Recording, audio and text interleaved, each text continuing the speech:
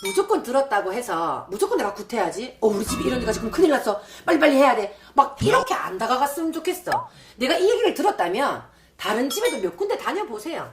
구피 몇백만 원, 몇천만 원 쓰는 것보다 5만 원, 10만 원 전비 주고 그냥 보는 거는 괜찮잖아. 보고 나서 구술하는 것도 내가 우리 가정을, 나를 이 보살님한테, 이 집 신에, 이 법당에, 이 전안에 맡길 수 있겠다 할 때, 그때 내 마음이 움직일 때 하세요. 무조건 해라, 해야 된다, 가야 한다라고 하니까 그 강압성에 가지 말라는 거예요.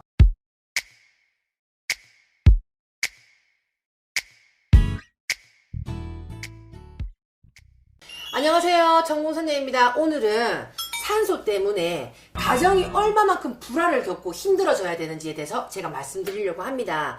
이거는 간략하게 그 할머니 얘기를 조금 해야 되는데요. 할머니가 80세가 넘어서 오셨어요. 어디서 점을 봤더니 시주를 받들지 않아서 신랑이 죽었다. 시주를 받들지 않았기 때문에 네 가정이 이렇게 됐다. 네가 과부가 됐던 거다. 이렇게 얘기를 했어. 근데 중요한 거 아니야. 시주 때문이 아니라 그 할아버지의 명이 그까진 거야.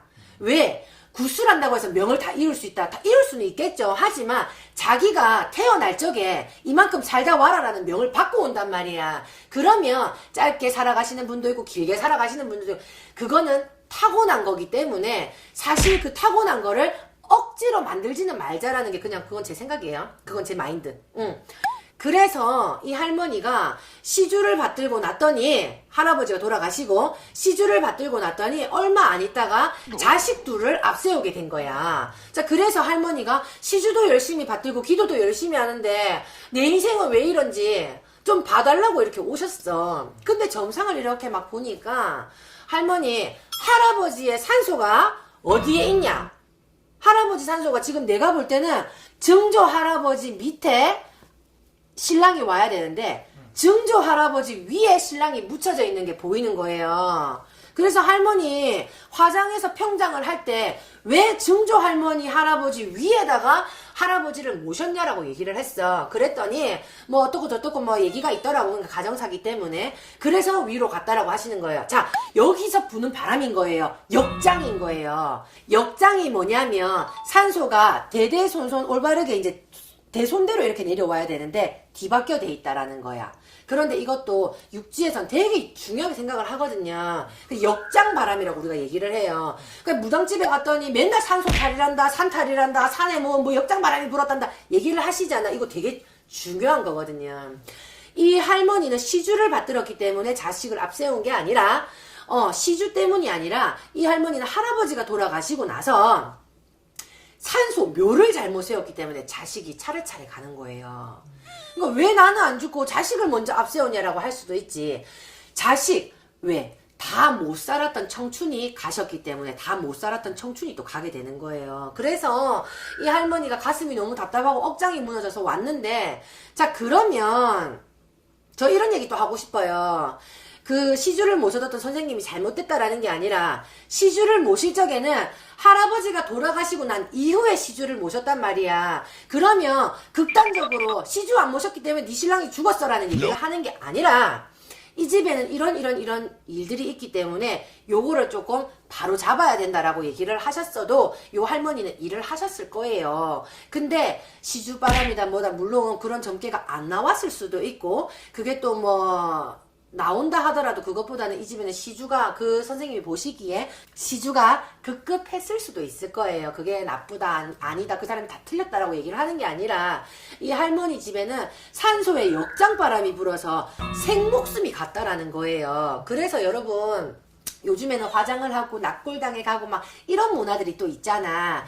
근데 다들 그냥 편한 대로 하고 사신단 말이야. 근데 옛날 어르신들은 되게 이 조상의 묘를 중요시 여겼어요.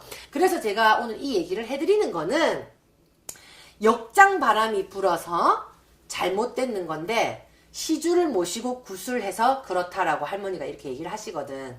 그래서 구술하는 것도 몫이라는 게 있어요. 왜 이 구슬을 해야 되는지, 왜 이거를 풀어내야 되는지, 그 몫을 잘 잡아서 그것만 딱 풀어내고 나면 가정의 우환과 불화는 별로 없어요. 근데 막 극단적인 얘기를 하면서 구태라라고 하니까 이런 사태가 벌어지게 되거든요. 그래서 다른 선생님들이 잘못된 건 아니에요. 근데 보는 그대로 말씀해 주셨으면 좋겠다라는 것들이고, 그리고 점집에 가는 일반 손님들도 무조건 들었다고 해서 무조건 내가 구태야지, 우리 집이 이러니까 지금 큰일 났어, 빨리빨리 해야 돼, 막 이렇게 안 다가갔으면 좋겠어. 내가 이 얘기를 들었다면 다른 집에도 몇 군데 다녀보세요.